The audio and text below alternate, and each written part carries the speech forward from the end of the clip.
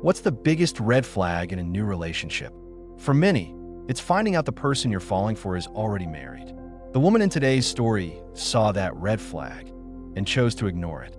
A decision that led to a secret child, a terrifying threat, and a choice that no mother should ever have to make.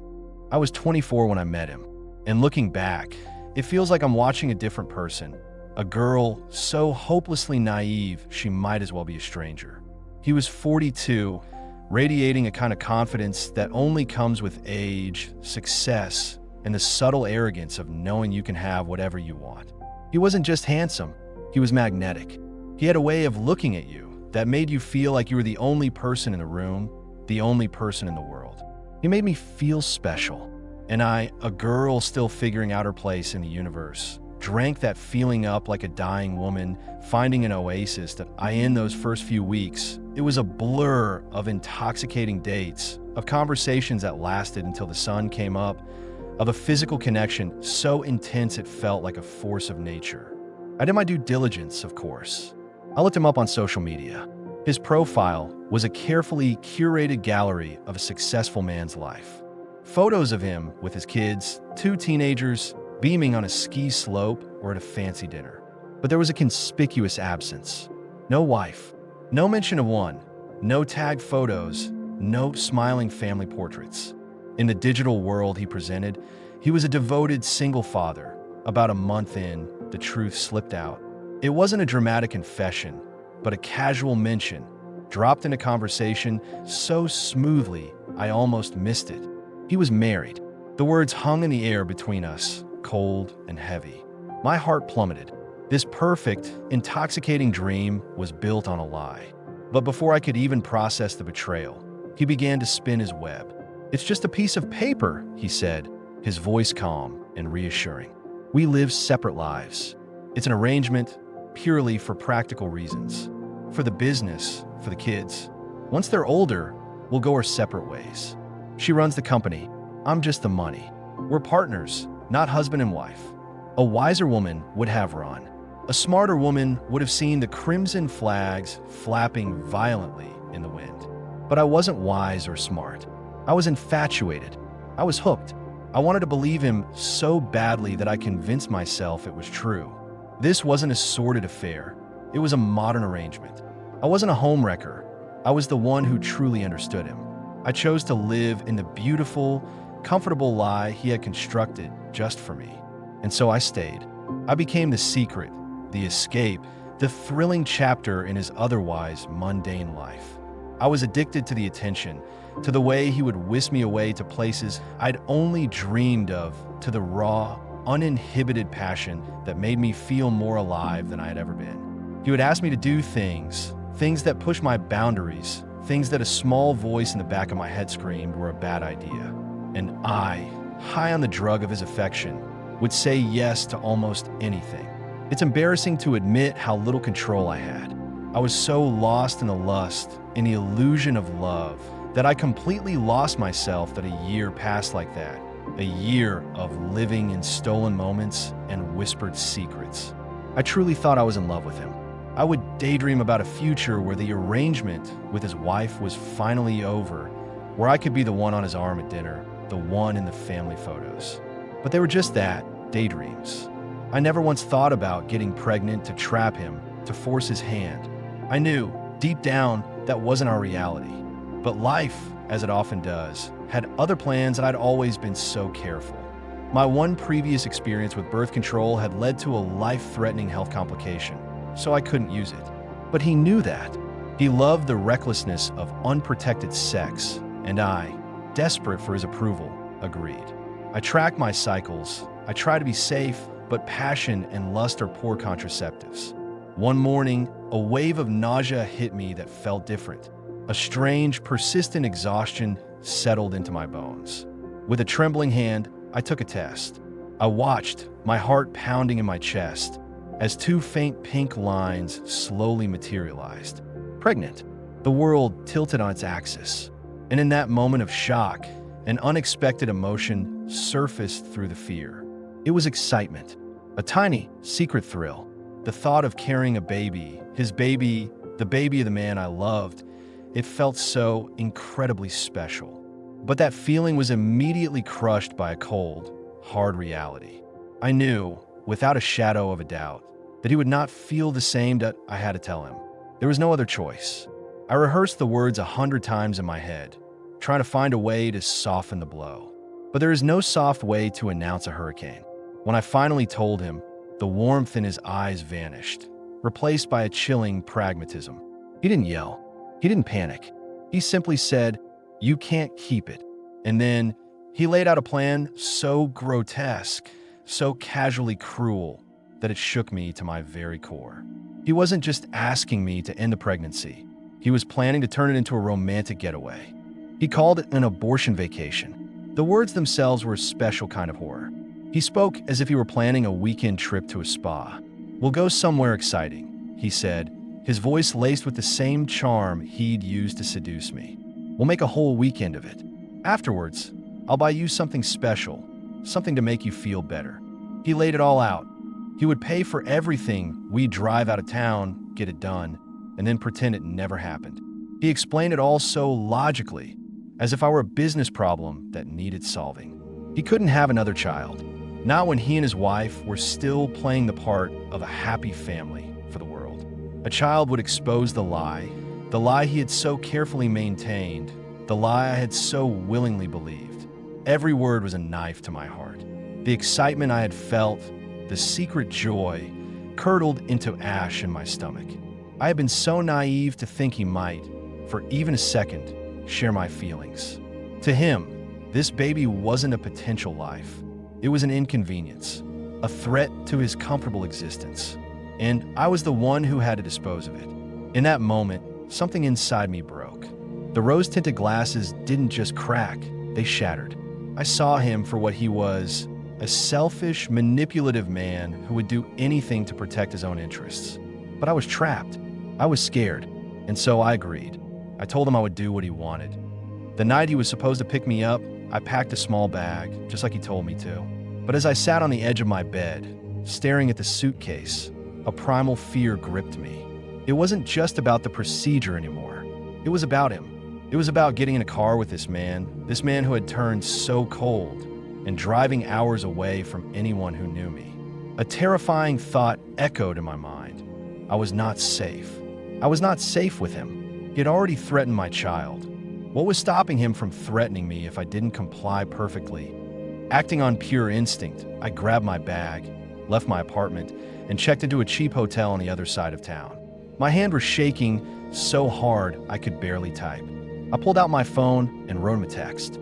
It was a plea, a bargain for my freedom. "I can't go with you," I wrote. "I promise I will never contact you again. I'll never name you as the father. I'll never ask for child support. Just please, promise you will leave me alone. Let me go." The reply came almost instantly. At first, it was the sweet talk. The charming manipulator was back. He pleaded, he cajoled, he tried to remind me of the good times.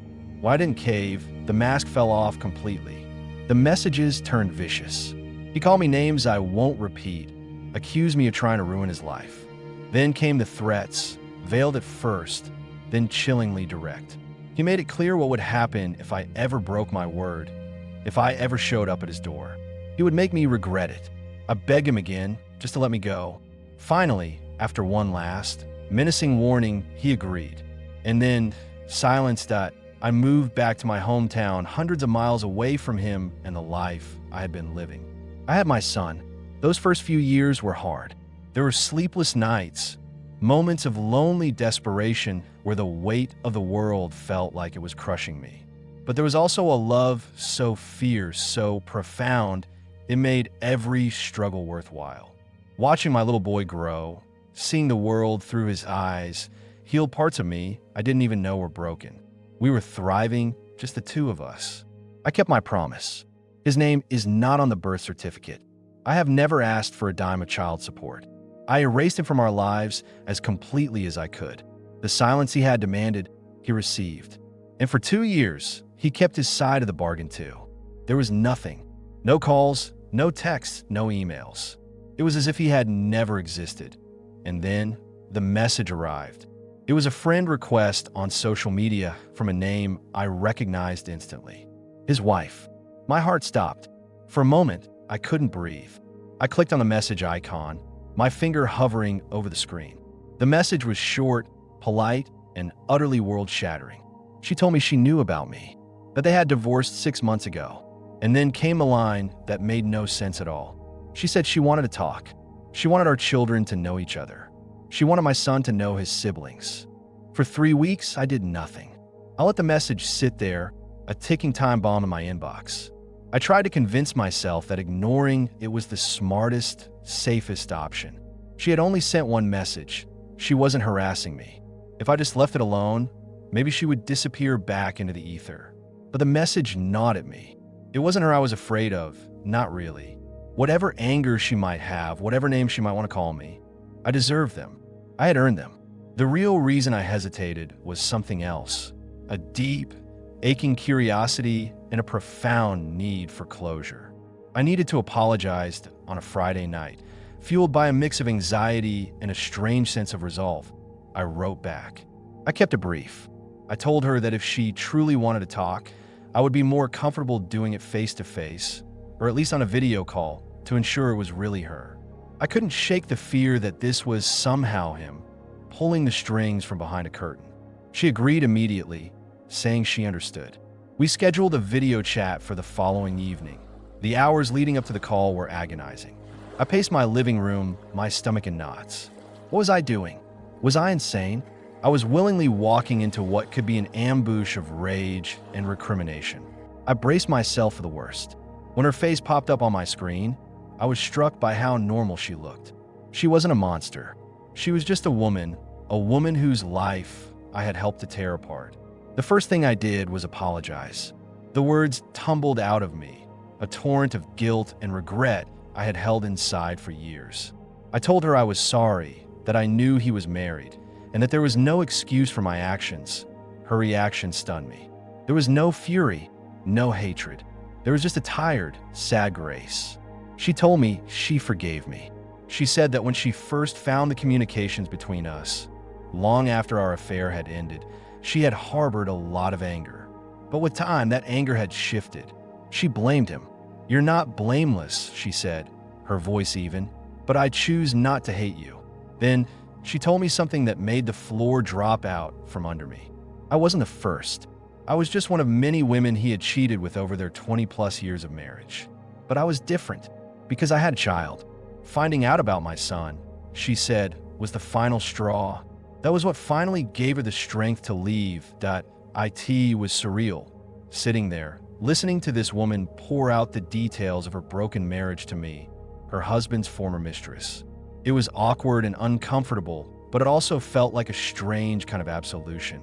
She told me her kids knew about me and about my son. They were furious with their father, she said, though she suspected it had more to do with his lies than his absence from my son's life.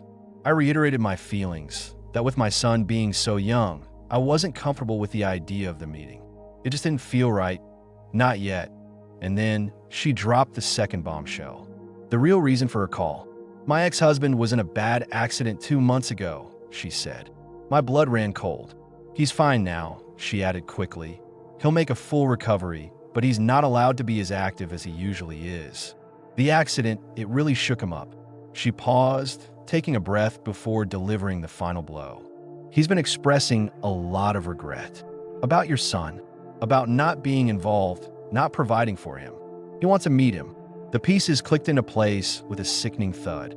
The relief I had felt, the sense of closure, evaporated.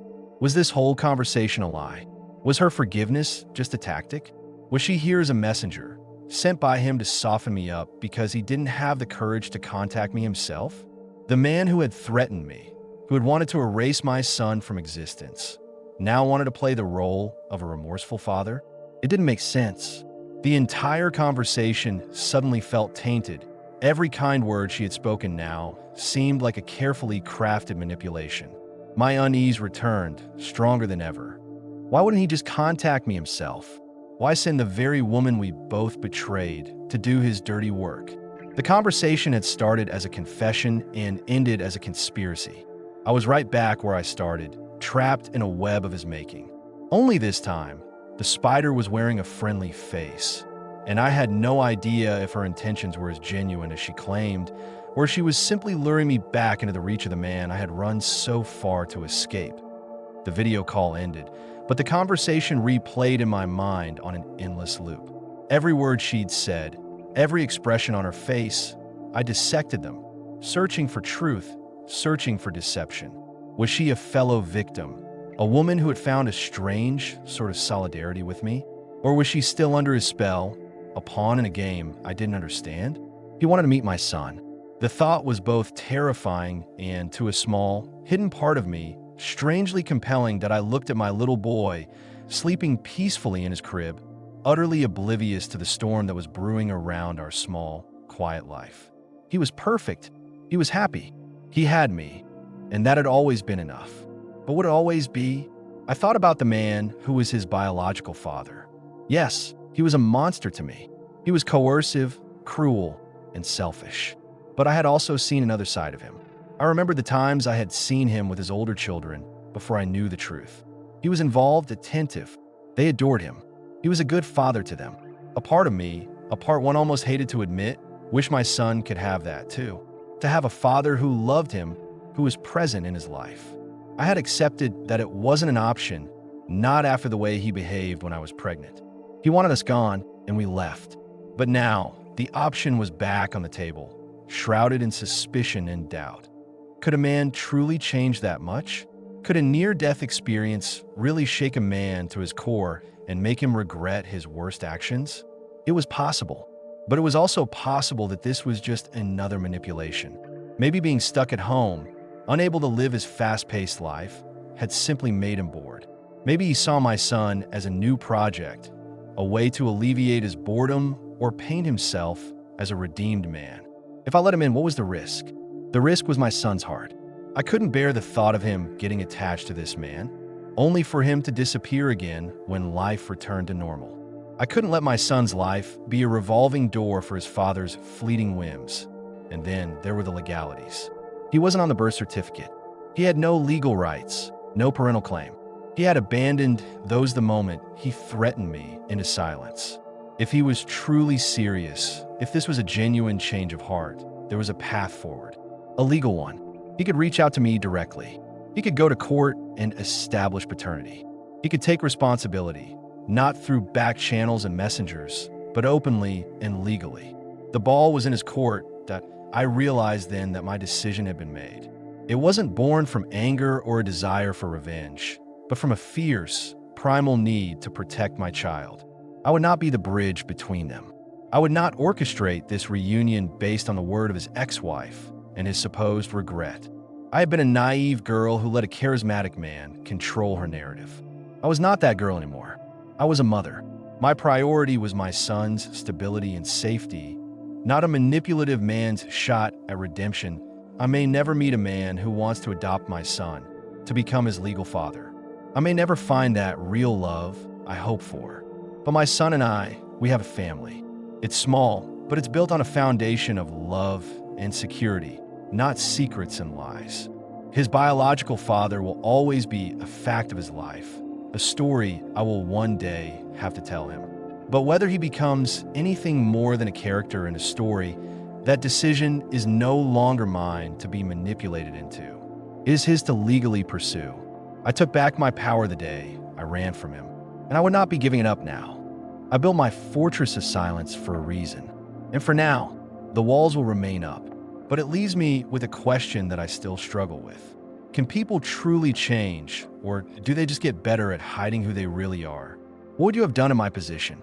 Would you have taken the risk for the chance of your son having a father, or would you have kept the door bolted shut? Let me know what you think in the comments below.